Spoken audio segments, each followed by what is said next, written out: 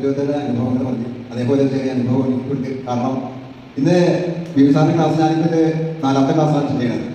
ഇന്ന് ഇവർക്ക് ക്ലാസ്സിൽ പ്രത്യേക സ്റ്റൈലായിരുന്നു എന്ന് എനിക്ക് മനസ്സിലായത്. നമ്മുടെ കാർഡ് അങ്ങാടികൾ കൈമാറിയില്ല. അതൊരു വല്ലാത്തൊരു ഫീലിംഗ്. കാരണം നമ്മൾ ഏത് വേദി ചെന്നാലും ഒരുപക്ഷെ പെട്ടെന്ന് സംസാരിക്കേണ്ട ഒരു വിഷയം ഉണ്ടാവും.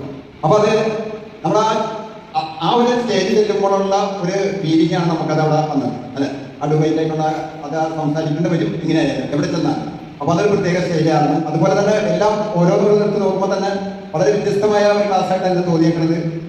എല്ലാവരും നല്ലോണം പെർഫോമൻസ് ചെയ്തിരുന്നു. പുതിയതായിട്ട് വന്നവര് പറയാൻ പറ്റില്ല. കാരണം ചില സ്ഥലങ്ങളിലൊക്കെ ഞാൻ കണ്ടിട്ടുണ്ട്. അതിലെ ബിബിസാറിന്റെ ഒരു ക്ലാസ് നിങ്ങൾ പ്രത്യേകം ശ്രദ്ധിക്കേണ്ട വിഷയം, പുള്ളിയുടെ ക്ലാസ്സിൽ ഒരു പ്രാവശ്യം അറ്റൻഡ് ചെയ്ത ആരാണെങ്കിലും ശരിയാണ്, പിന്നത്തെ ഒരു ക്ലാസ്സിൽ അവർക്കത് ഈസി ആയിട്ട് കിട്ടും. സംസാരിക്കാൻ ഇവിടെ വന്നത് സംസാരിക്കാൻ പറ്റും എന്നുള്ള കാര്യത്തിൽ ആദ്യം തർക്കില്ല. പിന്നെ നമ്മൾ പ്രാക്ടീസ് ഒരിക്കലും മുടക്കരുത്. നമ്മൾ ഇവിടെ 29ാം ക്ലാസ് അല്ലെങ്കിൽ ആ ക്ലാസ് നമ്മളോട് വരാൻ അറ്റൻഡ് ചെയ്യുക.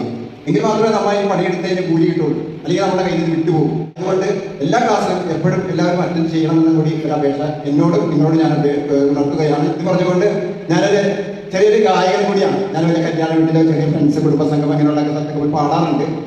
ചെറിയൊരു ഗ്രൂപ്പിലൊക്കെ പാടാറുണ്ട്. മൈലാഞ്ചിലാക്കുന്ന ഒരു ഗ്രൂപ്പുണ്ട്, നിങ്ങൾക്ക് അതിനകത്ത് കയറാൻ വേണമെങ്കിൽ. അപ്പോൾ ഞാൻ ഒരു പാട്ട് പാടോട് പാടി നിൽക്കും. ഓക്കെ, അപ്പോൾ എല്ലാവരുടെ അനുവാദം ചോദിച്ചുകൊണ്ട് ഞാൻ പാടുകയാണ്.